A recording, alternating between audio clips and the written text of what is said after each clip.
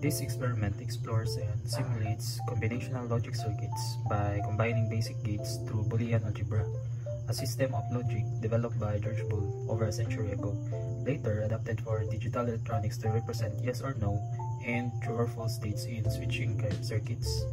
Combinational IC circuits, including inverter and OR gates, are vital in mechanical engineering for implementing decision-making logic in automated systems, optimizing control processes, and ensuring reliable operation of machines and safety mechanisms.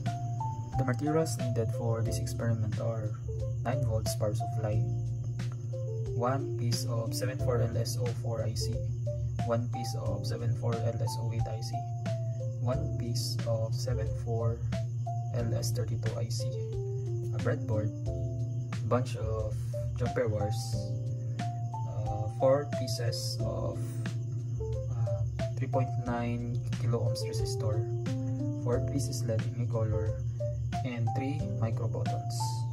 And this is the wiring diagram for the combinational logic circuit.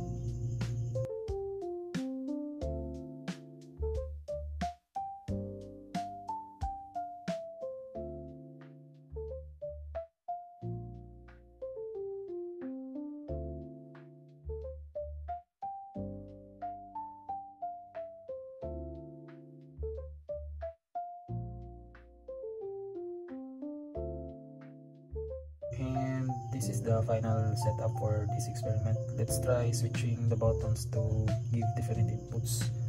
So by default, if 00 ang ato ang button or wala na siya itong top lock, is ang mag-on is ang L3 o L4. So if atong tanawon sa diagram, may L3 and L4 mag-on during 00 siya. If natay 0 diri sa first na switch DO, so natay 0, so mag isa sa inverter mo 1, and then mo adto siya padulong during connection padulong dito sa atong OR gate. So batong mo sige na tayo na itong L4 since it is a OR gate, just need 1 input sa 1 para ma 1 ang iyang output. Then if atong tanawon diri sa connection gikan diri sa D1, 0 ni siya, so 0 gyapon. Sa atong check naton dito 0, then diri nga connection, so load siya sa inverter, so may siyang 1, output here is 1 from this connection, then ato siya dito sa input sa tuwang OR gate, then output lang sa L3, so makusig nga tuwang L3. So if we'll try to magbutang tag input nga 1 or click na tuwang button DO, itong first button ng SIGA is L1, L3, and L4. So si L2 ay wala nang sigana. So naman L2 ra ang wala nagsiga, if atong i-switch magbutang tag input sa T sub 0, it's because nisiga sa L1 from here. So 1, 1, and then 1 man siya diri nga input. So kung ato po ning subayon kini siya nga connection, kini is 1 po siya since nagay man inverter na naka 0 man atong D1, so from 0, 1, and then output niya is 1, and then 1 siya ka 1. So since 2 man naka 1, then we need 2 same logic para mo under si activate si AND ka gate, then yung output is 1, so banto ko sige itong 1.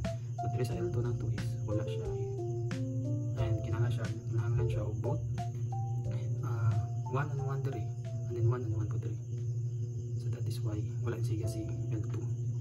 So if you try to mag input tower, i-click na to si D sub 1, ang siga is the same lang, wala may tama si L3 yakon ng si L4. So if atong na po i-try si D2, ang atong i-input og 1, ang musiga na dayon is si L1, L2, and L4. So walang siga sa L3, so walang siga sa L3. It's because, so tanapan nato ang diagram, so walang siga sa L3 kay from these connections is since nag 1 man ta dira, or from this connection DO walay siga sa L3 because this is 0 man siya, kaya wala pa na to i-click ang first na button, diba? So 0 ni siya, so walay 1 nga logic, and then diri sa dito since siya atong i-click, So here 1 na siya ka value, input diri ng inverter ma-0, so ma-0 na pud siya diri. So both inputs for this OR gate is 0. So that is why ang L3 is dili lang siya masiga. So if I will try to click both 3 buttons at the same time, ang masiga is ilang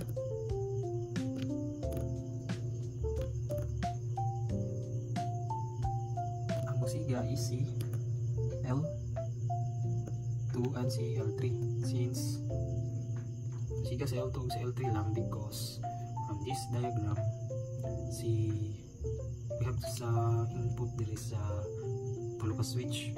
So if atong subayon si L2 si L3, so we need 1 1 1 1 dire, and then either dire nga connection is needed 1. So kung kini siya ka connection, so 1, so check, and then kini nga connection dire is from this switch, so 1 tapos so natin 1 1 dire, so kaunan si AND, so yung output na is 1 na, then dire nga AND is 1 man siya, tapos na inverse sa 0, and then 0 take note 0, then kini pud nga connection is 1, so bantog si L2 is dili mo or musiga dapat, and then si L3 na po is na anti-connection 3D 1, so 1, so musiga na siya dead, so and then L2 musiga na po dahil amin dito 0 0, yeah, musiga na din siya dito.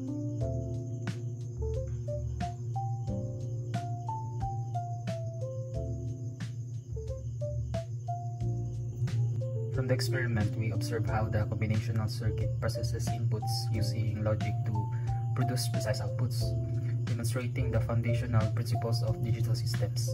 These principles are the backbone of modern electronics, powering everything from smart devices to automated systems, making them indispensable of our daily lives.